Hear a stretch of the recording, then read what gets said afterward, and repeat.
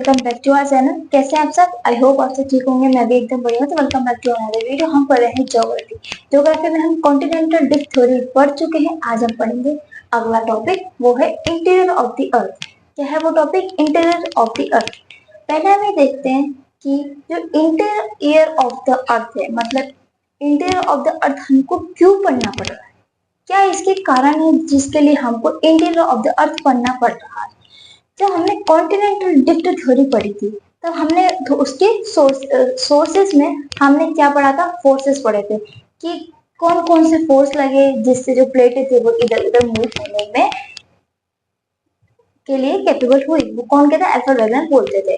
सो हम ये देखेंगे इंटीरियर ऑफ द अर्थ में पहला जो पॉइंट है कि हमको इंटीरियर ऑफ द अर्थ की स्टडी क्यों करनी चाहिए, वो है जो सोर्सेज लाई करते हैं इंटीरियर ऑफ द अर्थ पे। मतलब जो सोर्सेज लगते हैं वो अर्थ के अंदर लगते हैं। मतलब अभी हम खड़े सरफेस पे कोई भी फोर्स नहीं लगता, फोर्स लगेगा नीचे, पर उसका फोर्स का जो इम्पैक्ट होगा वो हमको सरफेस पे देखने को मिलता है। Like volcanoes, landslide, tsunami, earthquake etcetera. तो ये सारे जो इम्पैक्ट है वो हमको कहाँ देखने को मिलते हैं? वो सब हमको देखने के मिलते हैं सरफेस ऑफ द अर्थ पे। बिकॉज जो फोर्स है वो लाई करता है इंटीरियर ऑफ द अर्थ पे, तो उसका इम्पैक्ट हमको देखने को मिलता है सरफेस ऑफ द अर्थ पे। मतलब सरफेस पे हमको सारा इम्पैक्ट देखने को मिलता है, जिससे आपने देखे होंगे लैंडस्लाइड होते हैं, वोल्केनिक इरप्शंस होते हैं, सुनामी आती है and landslide, tsunami, earthquake etcetera चीजें होती है बिकॉज ऑफ फोर्स। सेकंड इसका पॉइंट है कि जो मिनरल्स हैं, आजकल पे मिनरल्स हमको नीड होने लग गई। एग्जांपल कोल हो गया, आयरन और कोल एंड देन लिथियम वगैरह, ये सब जो मिनरल्स है ये हमको कहाँ से मिलते हैं? ये सब भी हमको कहाँ से मिलते हैं? इंटीरियर ऑफ द अर्थ से। आजकल जो ये सक्सेसफुली हो चुके हैं हम लोग इसको इंटीरियर से निकालने में, मतलब जो अर्थ का जो सरफेस पे इन सबको हमें लाने में हम कैपेबल हो चुके हैं। इतनी सारी माइनिंग ऑप्शन आ चुका है जिसमें हम सक्सेसफुल हो चुके हैं। तो ये जो चीजें हैं यानी मिनरल्स है, मिनरल्स हमारे लिए इम्पोर्टेंट है just because of human survival. हमको ह्यूमन को जो सर्वाइवल होती है ह्यूमंस की, उसके लिए हमको ये सारे मिनरल्स की नीड होती है, जैसे कि कोल, एल्यूमिनियम एंड आयरन और and etcetera. And then atmosphere. Atmosphere कैसे इंपैक्ट करता है एटमॉस्फेयर को ये इंटीरियर ऑफ द अर्थ? जब वॉल्केनिक एक्टिविटीज होती है तो वॉल्केनिक एक्टिविटी होने के बाद जो वोल्केनो होता है वो इरप्शन होता है उसके साथ में मैग्मा निकलता है जिसको हम लावा बोलते हैं। एंड देन वो उसके साथ में मल्टीपल गैसेस भी लेके अपने साथ में इरप्ट होता है। इसमें हमको बहुत सारी अलग अलग गैसेस भी मिलती है। तो जो गैसेस होती है वो a lot of gas are released which ultimately impact डालती है किसपे? ह्यूमन के सर्वाइवल। कौन सी? ये जो सारी गैसेस है तो बहुत सारी हार्मफुल गैसेस भी हैं जो हमारे जो ह्यूमन जो सर्वाइवल है उस पे इम्पैक्ट डालती है। तो ये हमने इसके 3 पॉइंट देखे कि हमको इंटीरियर ऑफ द अर्थ क्यों पढ़ना है। पहला हमने देखा इसमें फोर्स लाया हुआ, दैट्स व्हाई ये सारे वोल्केनिक्स, एरप्शंस, अर्थक्वेक, सुनामी हमको देखने को मिली। फिर हमने देखा इसमें जो मिनरल्स थे वो सक्सेसफुली निकाले गए, जिसमें हम देखते हैं कोल, एल्यूमिनियम एंड आयरन और etcetera. And third is atmosphere, जो वोल्केनिक एरप्शन होता है उसके साथ में हमको देखने को मिलता है कि जो बहुत सारी गैसेस मिलती है वो बहुत सारी हार्मफुल भी गैसेस होती है, वो सीधे की सीधे इम्पैक्ट डालती है ह्यूमंस के सर्वाइवल पे इम्पैक्ट डालती है। अब हम देखेंगे interior of the earth. Interior of the earth के हमको सोर्सेस क्या है? क्या sources of sources to know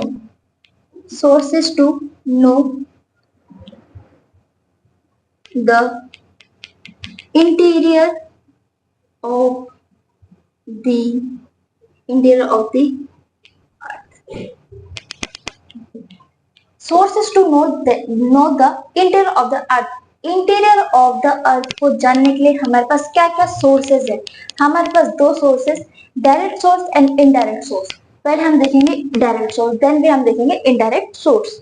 तो देखो कितने सोर्स है हमारे पास, there are two sources, first direct source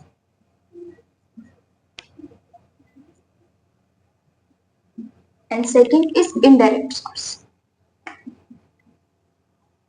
Second is indirect source. First is direct source and second is indirect source. तो जो direct source है, direct source के are two variant.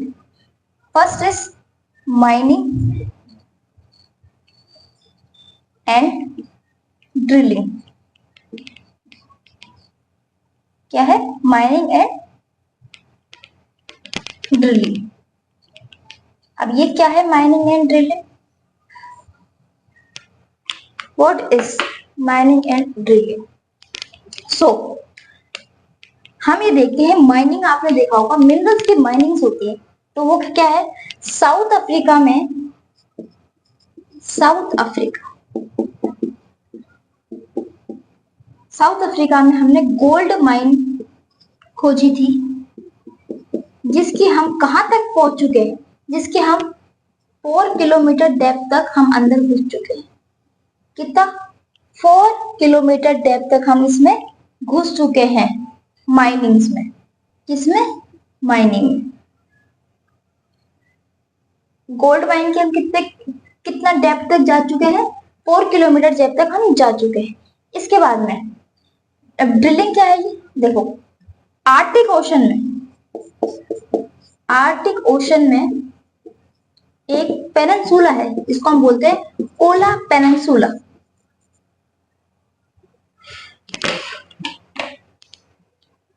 Kola peninsula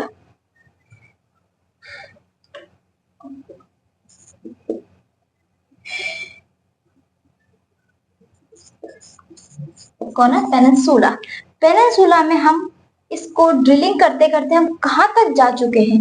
deep ocean drilling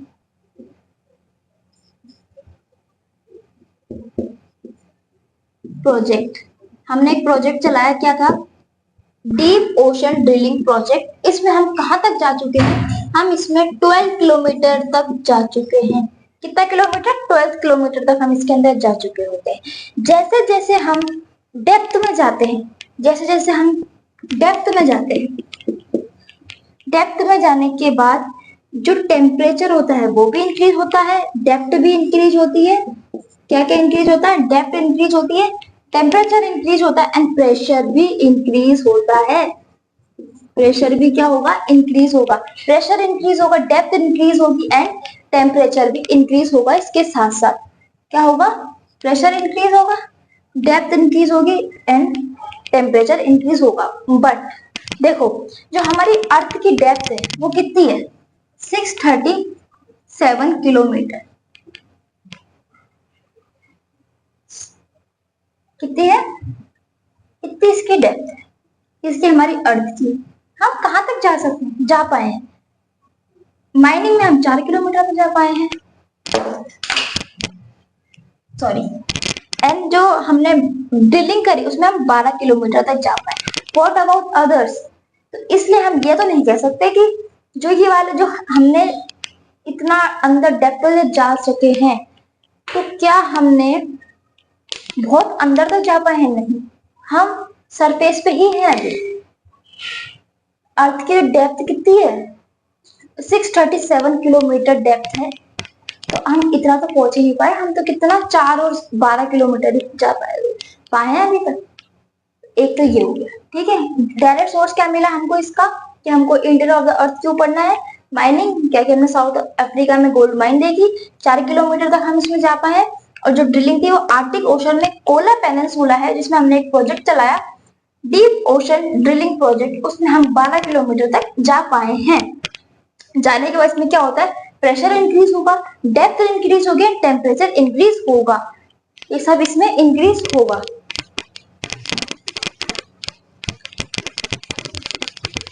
अब इसका एक और significance है,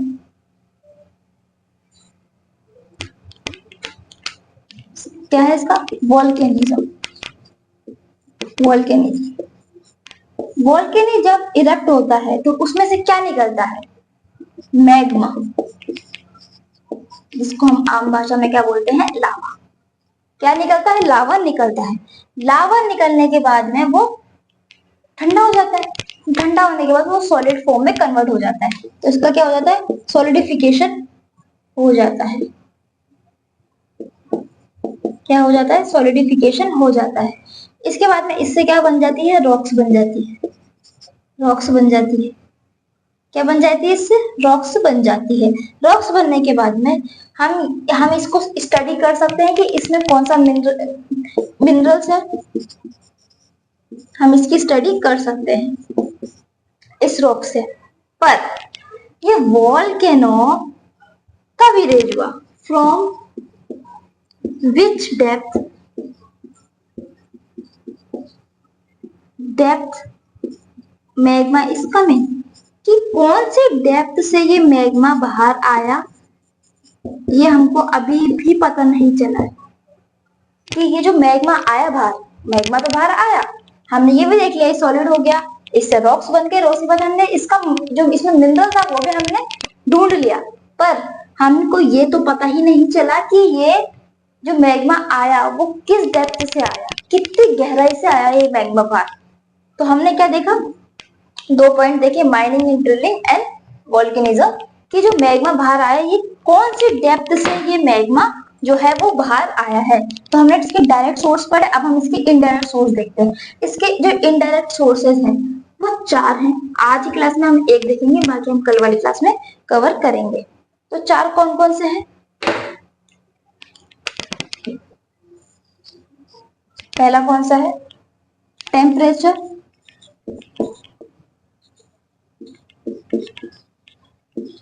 and pressure. क्या है? Temperature and pressure. सेकंड क्या है? Gravitational variation, gravitational variation. क्या है? Gravitational variation. And then third meteoroids,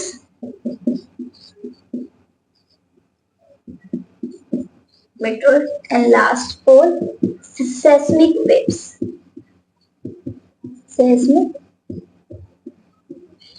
इसके इनडायरेक्ट सोर्सेस क्या है हमारे पास?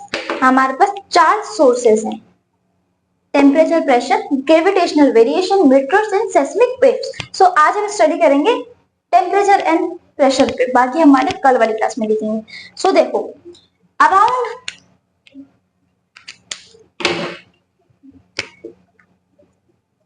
अराउंड हम ये पढ़ रहे हैं, अराउंड 2.5 बिलियन, कितना बिलियन ईयर एगो, क्या?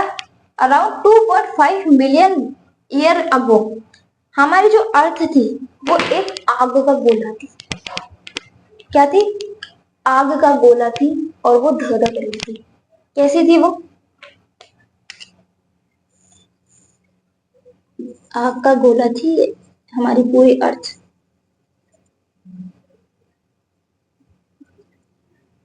पूरी अर्थ हमारी क्या थी? आग का गोला थी। इसमें जो मैग्मा था वो अंदर ही अंदर जल रहा था, पूरी अर्थ के अंदर। देखो मेरे पास डिजिटल बोर्ड तो है नहीं, इसलिए हमारे को थोड़ी ज्यादा मेहनत करनी पड़ती है, पर कोई ना, समझ में आना चाहिए। डिजिटल बोर्ड हो या नहीं हो उससे हमें कोई फर्क नहीं पड़ना चाहिए। तो हमारी अर्थ पहले क्या थी? 2.5 मिलियन अगर ऐसा एक आग का गोला थी। जैसे जैसे टाइम बीतता गया तो हमारी जो अर्थ है वो यहां से ठंडी होना चालू हुई, इसकी कूलिंग स्टार्ट हुई। इसकी क्या स्टार्ट हुई? कूलिंग स्टार्ट हुई।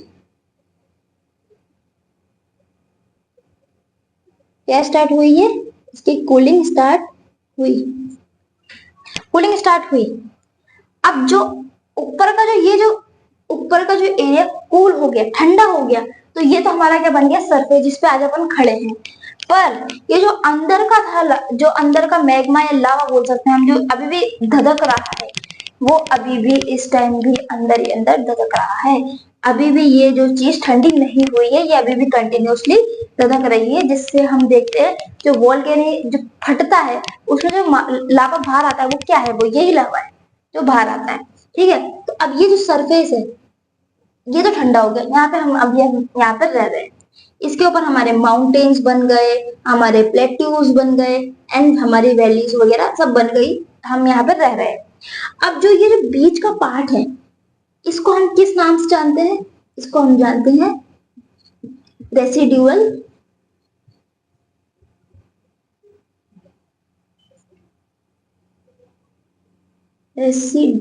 रेसिडुअलिस्ट रेसिडुअलिस्ट के नाम से हम इसको जानते हैं, जिसको हम आज बोलते हैं प्री मोडियल हीट। क्या है ये रेसिडुअल हीट को हम किस नाम से जानते हैं? रेसिडुअल को हम किस नाम से जानते हैं? Primordial heat. ये क्या है? ये जो अंदर की जो हीट है ये रह गया है ये पार्ट, इसको हम किस नाम से जानते हैं?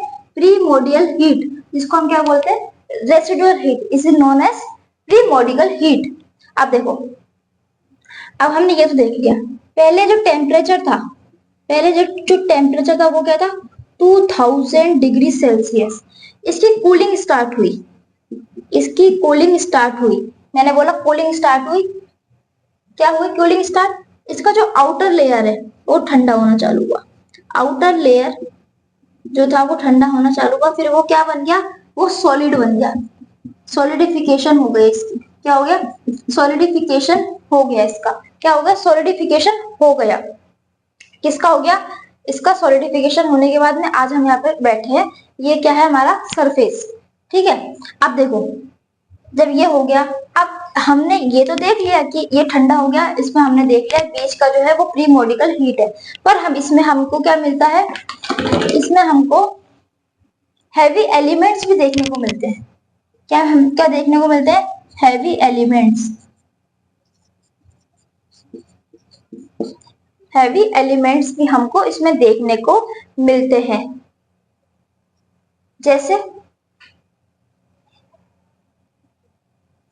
यूरेनियम। क्या है ये? यूरेनियम।